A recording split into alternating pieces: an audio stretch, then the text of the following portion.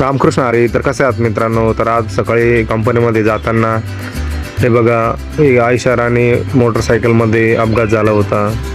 तर तो मुलगा जागेवर बेशुद्ध झाला होता असे कळाले तिथे.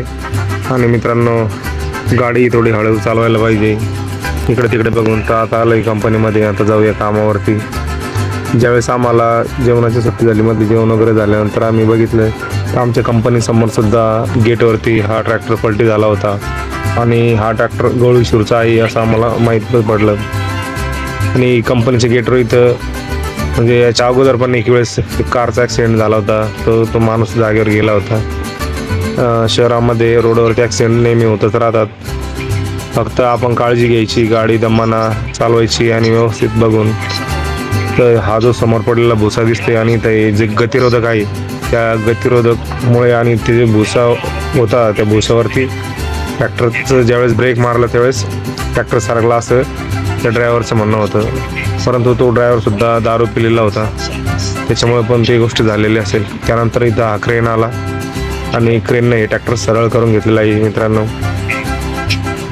तर सांगायचं एवढंच आहे की गाडी हळू चालवा. गाडी असो, ट्रॅक्टर असो, कोणतंही वाहन असो, आपण कारण जोपर्यंत आपण पडत नाही तोपर्यंत आपल्याला वाटतं नाही काही नाही होत. पण ज्यावेळेस माणूस गाडीहून पडतो, एखादा अपघात होतो, त्यावेळेस आपल्याकडे चॉईस नसते मित्रांनो. काळजी घ्या स्वतःची. तर चला मित्रांनो, आता झाली सुट्टी. दिवसभर काम होतं आणि आता घराकडे निघायची वेळ झाली. कानाडे मामा बघा गाडी लावतात. पार्किंगमध्ये खूप एकामागे गाड्या लावलेल्या असतात. तर गाडी काढणं बी पार्किंगमध्ये खूप मुश्किल होऊन जाते.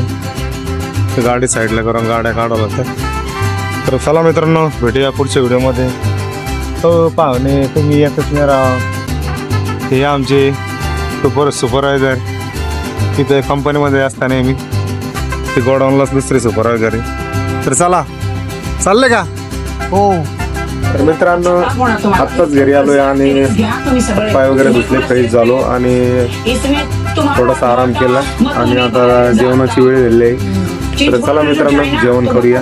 तर आज जेवणामध्ये काय दाखवतो तुम्हाला. जेवणामध्ये हा हरभरा आहे आपल्याला, हे आळूच्या पाण्याच्या वड्या आणि इकडे पोळी. तर चला मित्रांनो, मी जेवतोय, तुम्ही पण जेवण करा.